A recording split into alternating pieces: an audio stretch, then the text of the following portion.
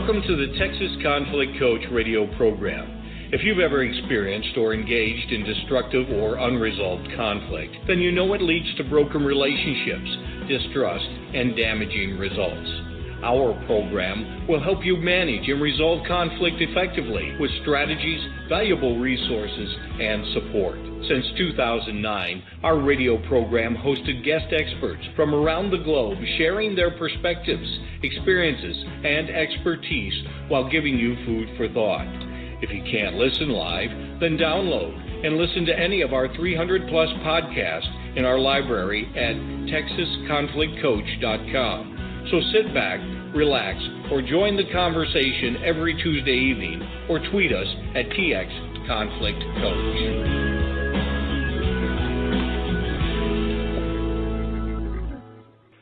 Well, good evening, everyone, and welcome to the Texas Conflict Coach. And like many conflict resolution or dispute resolution professionals who start usually their practices as a mediator, it doesn't take long for us doing the kind of cases we do in the workplace in any organization to begin to wonder about an organization's culture, their communication, or leadership styles. And when working within an organization, many conflict resolution professionals begin to see issues or trends that are coming across several departments or teams. It might suggest that there are some systemic issues. So now what do we do when we find ourselves in that place? And so in tonight's episode, it's called Workplace Systemic Issues. Do your leaders really want to know? And we're going to explore the opportunities and challenges to communicate what these organizational issues are to senior leadership. And we have to consider, when is an issue systemic? How is it assessed? How is it communicated? And what next? Who's responsible when we see these ongoing issues that impact an organization at multiple levels? So we're going to talk with Rita Callahan, who is an organizational ombuds at an educational institution and an academic medical center. Now, Rita has been a conflict resolution professional for over 20 years, offering services including mediation, facilitation, training, conflict coaching, consulting, and ombudsing. She was an independent conflict resolution and collaboration consultant for 13 years and spent 6 years in the conflict resolution group at the New York City Utility Company and is now in the Ombuds office at the University of California, Davis. Rita has been active in the Association for Conflict Resolution at both the state and national levels, and she has been a speaker at the Association for Conflict Resolution, the American Bar Association's Dispute Resolution Section, and the International Association of Facilitators annual conferences. So she's really made the circuit and is very well known in our industry and the work that she does. Now, tonight we do have, first of all, thank you all the listeners who are in our chat room and in our studio. Thank you for calling in, and we are going to be taking live callers today. So if you're in the chat room on the computer, you can also call in at 347-324-3591, and I believe you press the 1 key to indicate if you have a comment or question, so you can do that anytime throughout the program, and we'll notice that. And for those guests in the chat room, we encourage you to chat with us. Use the chat box there to ask any questions or make any comments. And we also have our intern using our Twitter feed, and if you're on Twitter, we're using the hashtag TCC Radio. So thank you, everyone, for being here. And Rita, I'm glad that you're returning back to our program. It's been a while, but I'm glad that you're returning back to our radio show family. So welcome back. Hey, Patty and listeners, glad to be here. Looking forward to chatting with you right now. Well, so let's talk a little bit. We've only had one other time where we had an ombuds on the program. It's been a while now, so I'm glad we're revisiting this topic because it's an important role that you play in an organization. So what is an organizational ombuds and the mission that they have in dealing with conflict? So let's just start there. Okay.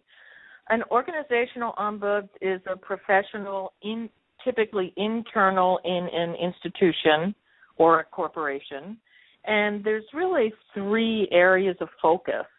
So, and I'll describe them in more detail after outlining that. The first is issue resolution. Another is identifying areas for systemic change, And often that is through the publication of an annual report. I'll say more about that in a little bit. And then, of course, if you're going to be in the business of doing both of those things, an organizational ombuds will also be very busy communicating and doing outreach activities to let the organization know that they exist. I won't spend a lot of time on this, but there is a certification process for organizational ombuds through the International Ombudsman Association, and everybody could Google that if you like. And through that organization, as ombuds meet with people in their organization to consider resolving issues, we operate under 4 standards of practice. So I'll just mention these briefly. So the first is that everything is confidential. So all activities of the ombuds are confidential, meeting with visitors, et cetera, with one exception, and that is with the imminent threat of serious physical harm. The ombuds office is also independent. So in the ideal structure, the ombuds office would report to the highest level in any organization, the CEO, someone close to that level, the chancellor in a university. And although it might report to that, the office might report to that entity for administration reasons, never would a situation, a person, a circumstance be discussed. So the independence is also really important. The ombuds office is also informal. So sometimes people will come to the ombuds office with a complaint that they want to make about a violation of policy as they see it. And there are offices that receive those kind of formal complaints. The ombuds office is not one of them. So we are informal, and often we'll talk to people about the communication around that. And the ombuds office and an organizational ombuds is also impartial. So that's what an organizational ombuds does. To add just a little more is in a typical day or week, visitors will make appointments to come to the ombuds office. These are individual people who will meet with the ombuds. They will come for a lot of different reasons. Sometimes they will just want to think through an issue. They want to be heard. They want a different perspective. They want to clarify issues, develop strategies, solve problems, build skills to address conflicts, explore how to navigate a conflict with one or more people. So the Ombuds office meets with visitors individually, may mediate conflicts between 2 or more people, may facilitate group meetings and identifying and addressing conflicts or issues, may do some training. So that's sort of the picture. So there is a very broad umbrella of things that you are covering as an ombud. So you really have to be skilled in many different areas and not just working with just one individual. And we're going to be focusing, of course, mostly on some of the systemic issues. I appreciate you outlining kind of those 4 major areas and as well as the standards of practice. I think a lot of people don't know what an ombuds is, and not every organization has one, but you're finding more and more in the industry growing where more and more organizations are hiring or having ombuds there to help in dealing with the disputes. Now, let's talk about then, because as you mentioned about systems issues, ombuds are known to address systemically a number of organizational problems, and we're going to talk. I want you to talk about what you mean by systemic. But one thing that just stood out for me when you were talking about you identify areas of systemic change and how people find out about that is in the annual report. And I thought, wow, does that mean they have to wait a year to find out that there are systemic issues? So talk a little bit about what do you mean by systemic, and then maybe clarify a little bit about that piece of it. Okay, good. So I'm glad you asked for that clarification. Well, if we looked it up in the dictionary, we would find that systemic means, across a system or across an organization. It can also mean across a department, a group, So it's any kind of issue that pervades the entity that you're interested in. So when I mentioned the annual report before, if an organizational ombuds produces an annual report, that is one place where systemic issues, meaning across a whole broad organization or institution, may be reported. But ongoingly, whenever issues are identified across some, let's say, department or group, then that's also the opportunity to raise that or elevate that to the level of a leader or someone who can have some kind of impact in the group about that particular issue. Okay, very good. All right, so that systemically you really are looking at various levels, that could be just interdepartmental, between departments, the whole organization, or even just within the team. Okay, and so can you clarify about the what you were talking about, how these when you're identifying areas of systemic change, and obviously change happens over a period of time, just clarify that about the annual report, what the significance of that is. Well, the annual report, or the opportunity to have such a report, is really an unusual opportunity in any kind of organization or institution that has an ombuds office, because really there's not really any other entity that gets as broad a view as the ombuds office might get, meaning that we're visiting with people all over the organization. So if you're hearing from people from so many different levels, so many different parts of the organization, like, for example, where I am now at the University of California, Davis, and of course I'm not going to be specific about anything that might be confidential, but our constituency includes students, staff, and faculty. So as you can imagine, we're getting different viewpoints of visitors that we meet with, and if you begin to identify or see some common themes across all of those groups, then that's a way where you can begin to ascertain that there may be some issues that really are all across the organization.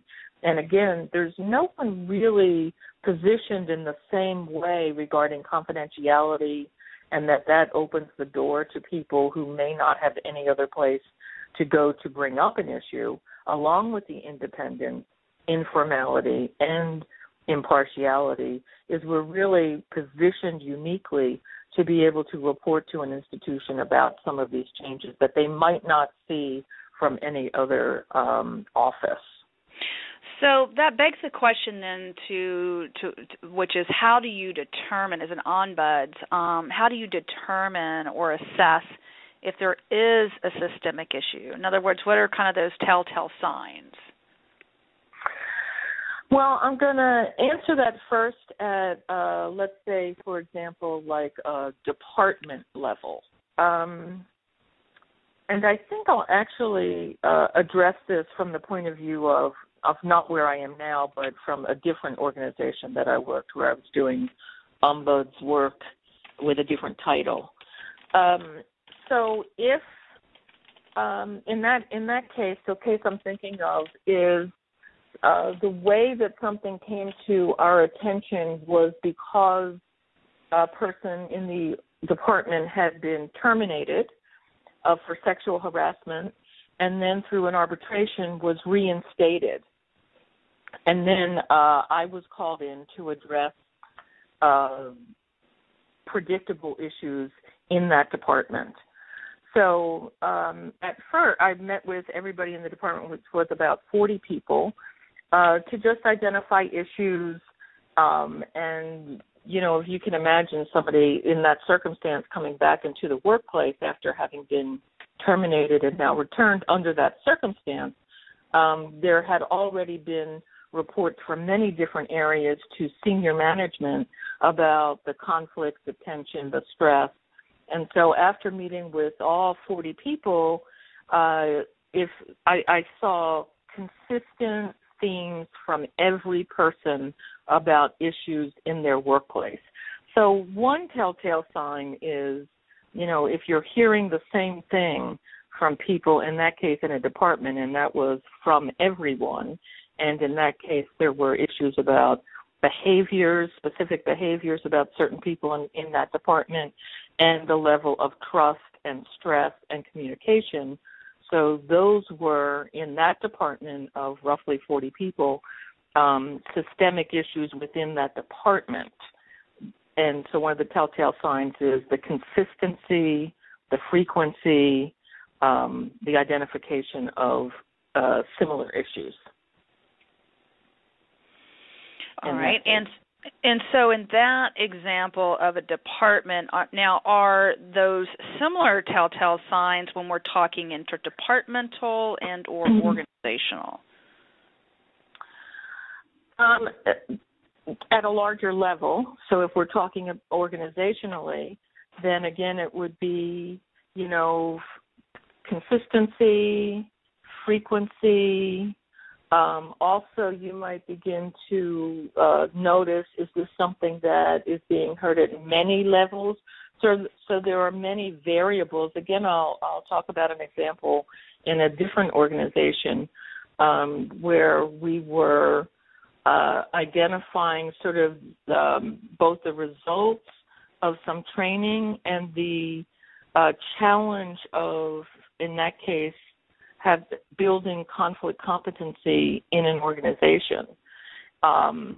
This is where I think it comes into play when you're looking at the possibility of systemic issues, is how do you communicate the issues to, whatever leader or whoever you're going to elevate this to. So in an Ombuds training that I attended back in October, the 3-day Foundations of Organizational Ombuds training, somebody talked about how early in the establishment of the Ombuds office, they met with different leaders and asked them, how do you want to get communication from the Ombuds office? So when I was working with a different organization regarding identifying this need for conflict competency, in reporting to the senior management of the organization, they wanted to see data. So in that case, we surveyed people, really got some good data about both the benefits of, in this case, a training program and the amount of money that was actually saved through training. And then we were able to work closely with senior management in terms of outlining a plan for increasing conflict competence, because that issue across the organization was building trust. So the issue was building trust. We communicated using data. We had a specific plan and was able to look at how we could, actually with some targeted results, look at how we could identify this across the organization. Okay. All right. Good. So, folks who are just tuning in, we are just a little bit past the halfway point, and you are tuned into the Texas Conflict Coach Blog Talk Radio program. And I have with me Rita Callahan, who is an ombudsman from the University of California in Davis, and she was kind of setting the tone and the foundation for what an ombuds is, and some of the roles that they do, and also some of the standards of practice, such as confidentiality, being independent, informal, and impartial, and specifically talking about some examples of systemic issues that might be found in this example of the department. And you were talking about how do we know if it's a telltale sign, and you were talking about the consistency and frequency of hearing the same problem over and over and over again. So when you determine that there is a problem, one that is systemic, how do you go about approaching the problem as an ombudsman? Well, I think they're, both as an ombudsman or as somebody might do in a different role, if they're, tasked with assessing something across an organization or in a department. I think that the difference is going to be about how their request started. So, for example, in another environment, a request was made by a senior level manager to look at a large department of a couple hundred people where they were just getting random feedback that communication, respect was a problem in the organization. So since that was a request by a leader, after meeting with individuals, really tracking some issues that they identified, and really being able to identify, again, through data, because that's what this leader requested, is to go back to the leader, again, still maintaining confidentiality. So it was now just sort of aggregate data without disclosing anything specific, that, some percentage of people had reported, respect as an issue, another, et cetera. So just using some data points.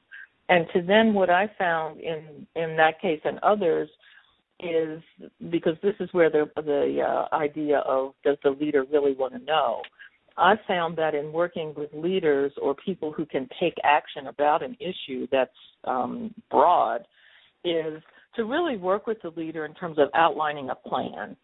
So it's not just communicating what the data says, what the information is, what the issues are, but now, especially since if the leader is responsible for being the leader during the development of these issues, then obviously the leader needs some assistance in knowing sort of how to address and modify, resolve the issues. So I've found that working closely with leaders in terms of a specific plan, or at least offering a specific plan, and so that they can either then work with an ombuds or another conflict resolution professional in terms of implementing that plan, or at least now they have some ideas or some options about how to go forward. We've had many conversations over the years that we've known each other, and one of the things that's coming up for me now is, what if you have a manager who's very conflict avoidant, and you're like, well, you're outlining a plan, but they aren't interested in a plan, and they're not interested. Have you run into those types of leaders who are like, well, thank you for the data, but they're not interested in really addressing the systemic issues that are going on? It's too overwhelming or too scary for them to do and deal with. Yeah. Or even, at some level, they may not say this, but that they're not really feeling confident or competent about what they can do. So, yes, I run into this. I wouldn't say all the time, but, enough times. So, in fact, I'm thinking of a couple groups that I've worked with where, let's say, a senior manager, it has come to their attention that one of their direct report managers might be an abrasive leader. And they get the information from many different feedback means, and yet they are just not taking action. So in some cases, I have worked with large groups, like in this case I'm thinking about, let's say, 50 kind of people that are in different teams, and now to sort of broaden the scope, to not focus on, quote, the abrasive leader specifically, since that's been opened as an option, but the person is not taking action, and to now start working with teams. So now sort of going from the bottom up and working with teams, again, hoping that people are going to be receptive, particularly the abrasive leader or the abrasive manager, and so working with teams to identify issues. And sometimes I have, this is sort of like a phased, slow journey, but often if sort of well-paced and respecting confidentiality at many levels, identifying issues from the team while still sort of protecting, quote, the dignity of the manager in that case, that you can begin to, now if we're focusing on how the workplace can be better, something everybody is typically invested in, that the manager may be, emphasis on the may be, willing to get feedback. And again, if one choice is to now really specifically, again, work closely with a plan with that manager who may, say that enough, be willing to start working on some specific behaviors.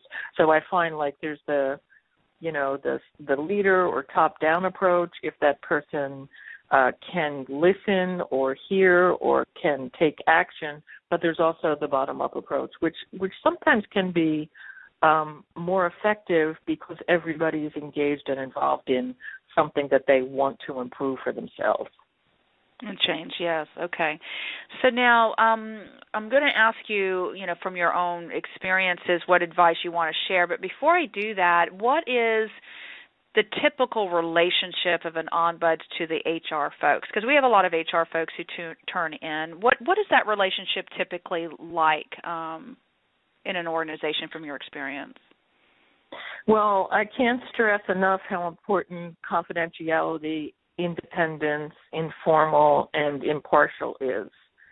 So therefore, the relationship of the Ombuds office with an HR is both a little short of collaborative, because you want to be open to working with HR as you both need to, but also seen as, not really friends. Because what if there were a issue within that department itself? Mm-hmm. The Ombuds office has to maintain a independence and a door so that people who may be having problems with the HR people themselves, where confidentiality is protected and where they feel welcome to be heard and not perceive that the Ombuds office is partial to one element of management or one or another office. So it's a sort of tricky balance. I would imagine it is. And so what advice do you then have at this point that you want to share with HR managers and leaders about what you have learned in dealing, especially with issues that are systemic, again, depending on whether it's within a department, between departments, or the whole organization? What advice do you want to share at this point with them? I guess what I keep saying over and over again, especially if we look at what can we do sort of to prevent some systemic issues from developing over time. And so one of the things would be to really just be open to getting feedback all the time and to use multiple ways of getting feedback. So an HR manager or any leader, if they're opening those multiple ways to get feedback, then they're going to be tuned in much earlier. And then given that, can they receive feedback that might not be positive? So I find a lot of people just don't know how to receive the feedback. So can they receive the feedback as possible information to possibly improve something, and then to also recognize who in the institution or the organization, who are the professionals with the skills, and what is an HR leader or any leader, are they aware of their own skill level and their own limitation? When is the time to call in the people whose expertise is in this area? So those sort of two-pronged, open to feedback and knowing your skill set. And knowing when to do that. Now, one of the questions we had talked about earlier is you have this information, to be able to. There's a number of things you're asking: how they want to receive data. They want data. Some people want data, but ultimately, whoever is on the receiving end of this feedback and the data, who is ultimately responsible for beginning to address the systemic problem? Then. The leader, if it's a systemic institution-wide and it's being reported in the annual report, then whoever is going to take responsibility for addressing that, if they do, and especially in an ombuds office, you can identify issues, you might make recommendations, and then your people are free to do what they might do. And I find that that's a little different than in other organizations where There might be a more direct kind of management goal that's stated where people might take action more readily or more quickly or more directly. Now, I would imagine this annual report is something that anyone in the organization can see, or is this a confidential report that only goes to the upper leadership? Not only is it anything anyone can see, and by the way, at the University of California, Davis, where Susan Park is the director and produced the annual report last year, the annual report is also just reported to everyone at the same time through the website without vetting by anybody because, again, independent, confidential, et cetera, informal. And it's also available to anybody. So I'll be happy to give you the University of California, Davis website, the Ombuds office. And if you're interested in seeing a sample annual report, anybody can see it. So do you want me to give you that now, or do you want me to give that to you in a minute? Well, give it to us in just a moment here because we're getting ready to go into our three-part closing. So it's interesting because if there really are those kinds of issues, it's going to be in black and white and everybody can see that. So it almost gives that kind of pressure, if you will, to upper leadership about how are you addressing some of these issues that might be going on, whether culturally within the organization or, mechanically, whatever those issues, systemic issues are. So we are wrapping down in the conversation, and again, if you have any final questions or any questions or comments, feel free to put them in the chat room, or if you want to press 1. But we are starting to go down into our closing here, and one of the things we do is usually do a call to action or assignment for the week. So do you have a call to action, and who are you addressing that? Are you addressing it to the leaders and HR people or to employees of an organization? So what is that? I think from different perspectives to mostly leaders, HR leaders, any leaders, and people that are reporting to them. And the call to action is to just be aware of, are you open to feedback? And in your organization, what are the multiple ways that you, if you're a leader who is open to feedback, what are the multiple ways that you can get feedback that you're really interested in hearing? And if there aren't multiple ways, what ways can you create? Okay, very good. So that is the call to action. And where can, so you have the report that people can find, and also how can people contact you? If anybody wants to contact me personally, I'll give you my personal email, which is, again, my name is Rita Callahan. So the email address is rcallahan, I'll spell that, RCALLAHAN @mindspring, one word, mindspring.com. And then the University of California, Davis Ombuds Office website is ombuds.ucdavis.edu, and you can see a sample of the annual report there. Okay, very, very good.